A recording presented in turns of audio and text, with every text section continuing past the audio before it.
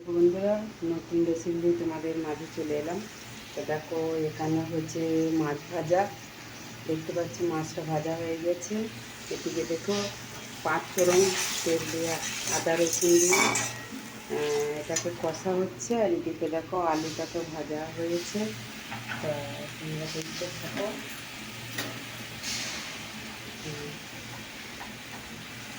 তো দেখো, হলুদ দিচ্ছি, আদা রসুন কষা হচ্ছে, তুমি হলুদ দিয়েছি। আর এদিকে তোমার নুন দিয়ে দিলাম, কারণ নুনটা স্বাদ অনুযায়ী দেবে তোমরা। আর এরকম যেটা দেবো, এটাকে জিরে গুঁড়ো দিলাম খানিকটা, আর খানিকটা দেবো লঙ্কা গুঁড়ো দিলাম। বা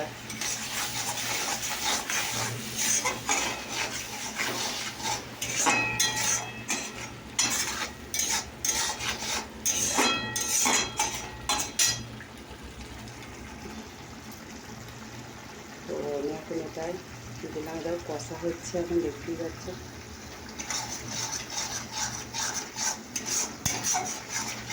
এটা এখন কষা হচ্ছে। এটা কষে কষে কষে কষে কষে এখন একটু তেল মতো বেরু। তারপরে এই আলু যে ভাজা রয়েছে, এই ভাজাটা তখন আমি এই কষাতে দিয়ে দেবো। আর মাছটা কিন্তু আমি বেশি রকমভাবে ভাজিনি, দেখো হালকা হালকা ভেজেছি, বেশি আমি ভাজিনি, ঠিক আছে? তো তোমরা দেখতে থাকো। চাই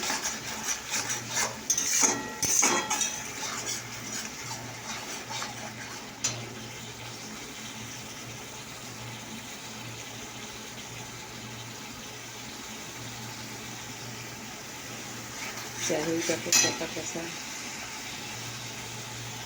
হয়ে গেছে, দেখতে পাচ্ছি। দেখো তেল তেল বেরিয়েছে। এবার আমি আলু কটাকে দিয়েছি,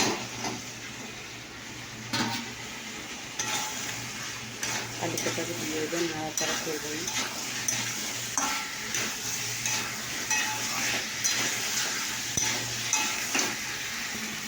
ওটাকে কষাটা হয়ে গেছে, দেখতে পাচ্ছি।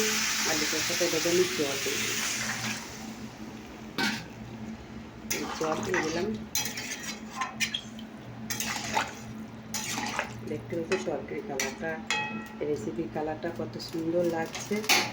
তো চলো এটা সেদ্ধ হোক। তো দেখো বন্ধুরা, এই কড়াইয়ে তেল আর লঙ্কা আর পাঁচফোড়ন দিয়েছি। এটা কাটা ছিল,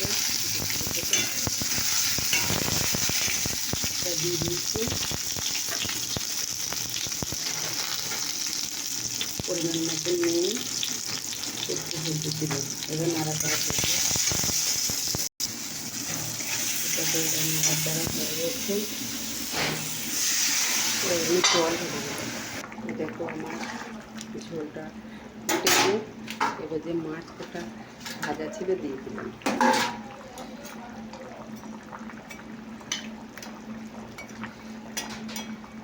আবার একটু আমি ঢাকা দিয়ে দেবো।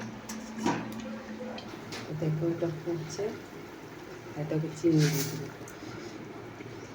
টক মিষ্টি হবে। তো দেখো বন্ধুরা, আমার এই আমের এই চাটনিটা কিন্তু হয়ে গেছে, বন্ধ করে দিলাম। তো দেখো আমার ঝোলটাও হয়ে গেছে। রেসিপিটা দেখতে পাচ্ছ। তো তোমাদের কেমন লাগলো অবশ্যই কমেন্ট করে জানিও।